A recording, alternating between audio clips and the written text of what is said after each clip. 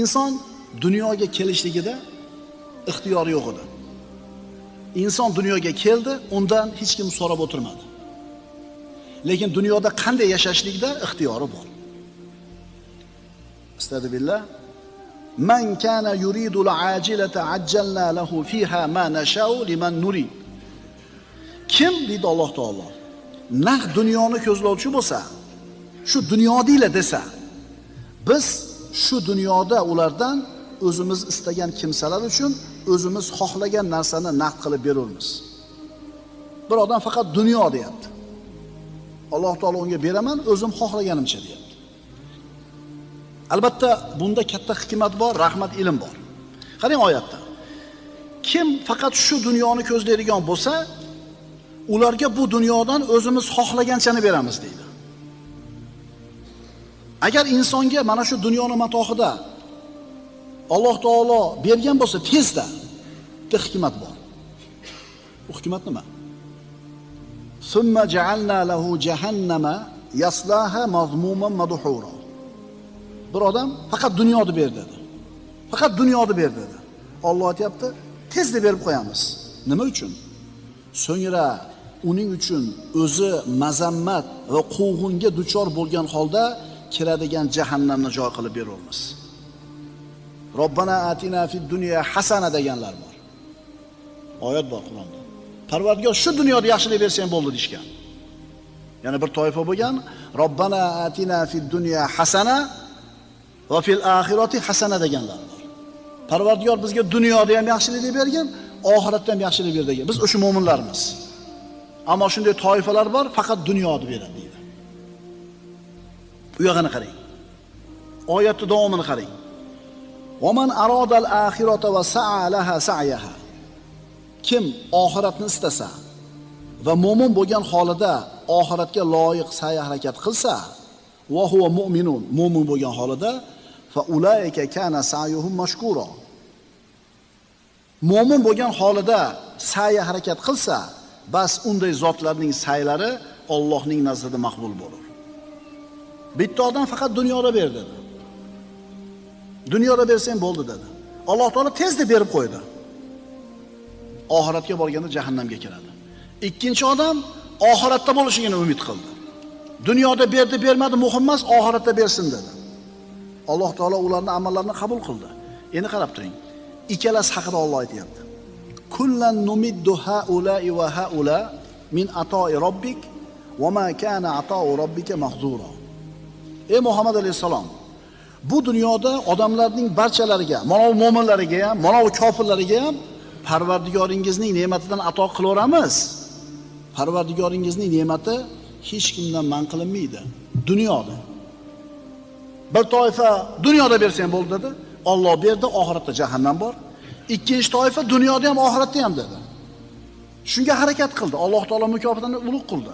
Endi aytayapti, ikkala toifaga ham beraveramiz. Dunyoda beraveramiz. Lekin inson qaysi toifadan bo'lishligini tanlashning ixtiyori bor. Ma'qulmi? Yana qancha yashaymiz deb o'ylaysizlar? Mana bu yerda o'tirgan eng kichkinamiz nechaga kirgan? Aytinglarchi. 5 yashar olsin. 100 yildan keyin bo'ladimi o'sha odam? Yo'q a? 100 yil burun shu qishloqda yashagan odamlardan birontasi qoldimi? 100 yildan keyin mana shu qishloqda yashayotganlardan birontasi qoladimi? Dunyo desa ham o'ldi, oxirat desa ham o'ldi.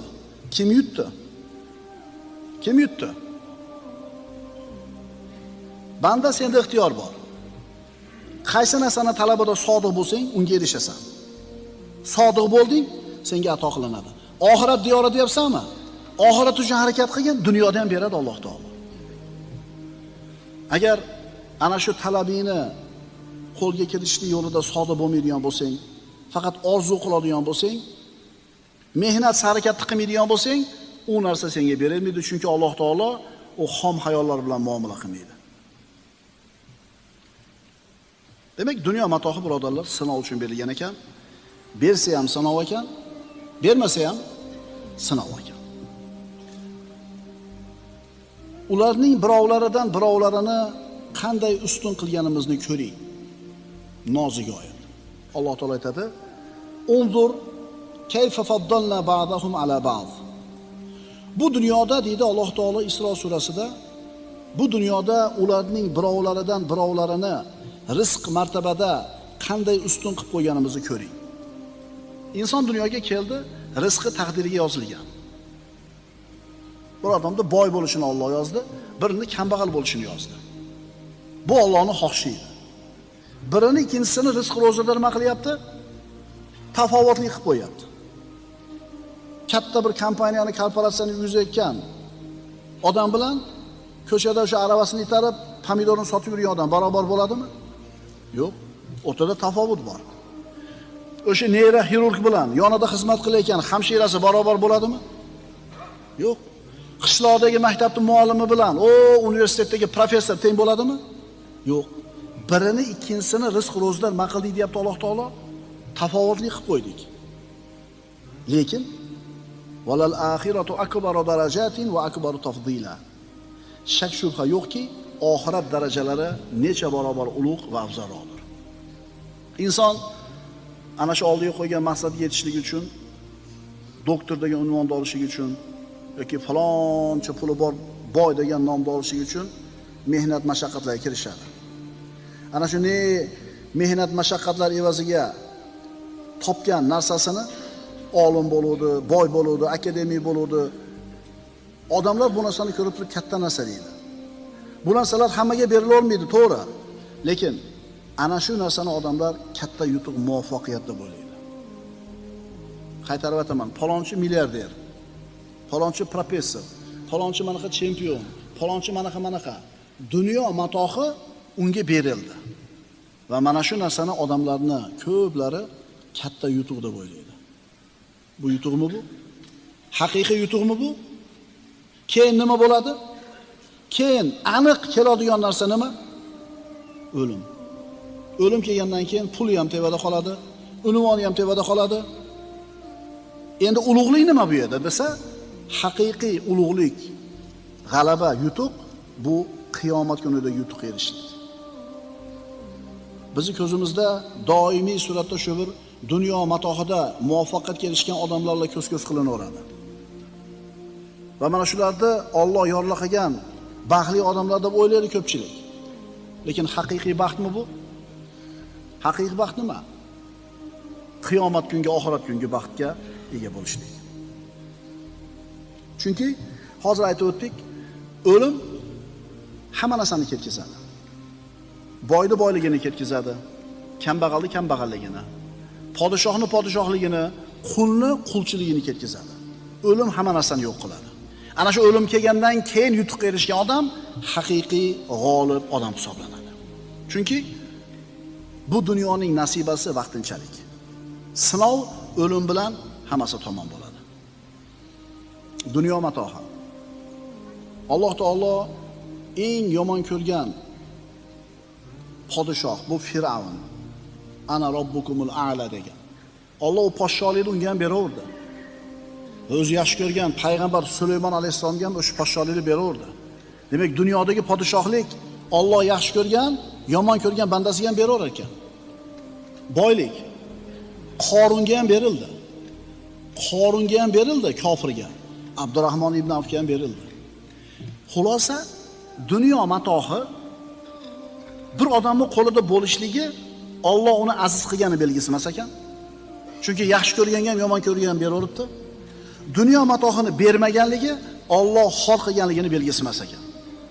Ma'qulmi? Endi qarangki, Alloh taolo avval yashab o'tgan ummatlarda aytayapti. Falamma nasu ma dhukiru bihi fatahna alayhim abwaba kulli shay.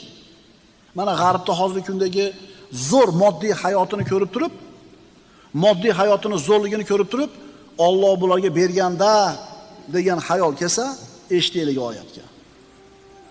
Endi o'zlari uchun eslatma qilib berilgan narsani unutgan vaqtlarida ularga hamma narsaning eshiklarini ochib qo'ydik. Allohni umuman unutib yuborishuvdi. Alloh dunyoning hamma eshigini ochib qo'ydi. Qachonki o'zlariga berilgan narsalar bilan shod, xurram turganlarida ularni to'satdan ushladik, bas butunlay nomurod bo'ldilar. haqiqiy g'alaba, haqiqiy yutuq o'limdan keyingi yutuq.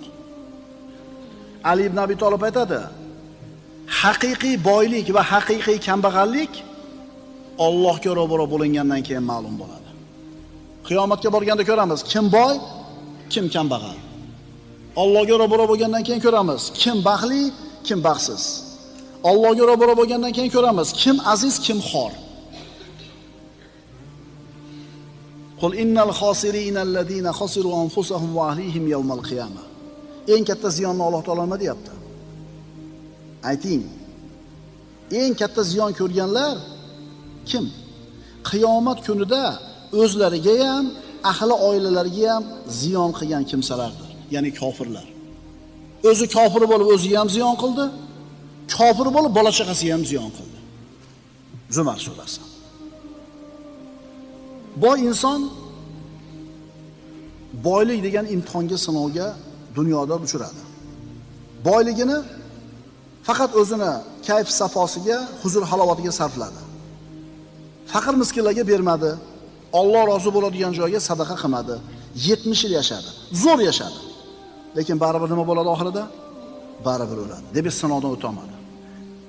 Yana bitta odam 70 yil yashadi, u faqir yashadi. Kuniga rozi bo'ldi, ibodatini qildi. U ham bir kun kelib nima bo'ldi? O'ldi. Ammo u sinovdan o'tdi. Abadiy saodatni qo'lga kiritdi. Birodarlar, dunyoda berilayotgan narsalar hammasi sinov. Kengchilik ham, torchilik ham, borchilik ham, yo'qchilik ham, sog'lik ham, kasallik ham. Endi bularni bari siz bilan bizni oxiratdagi saodatga, yo Alloh saqlasin, shaqovatga borib qo'yadigan amallar bo'ladi. Alloh azza va jalla o'zi mana shu dunyoda shukr keltirib rozi bo'lib, Alloh taoloning ibodatini chiroyli suratda ado qiladigan bandalarda qilishligini so'raymiz.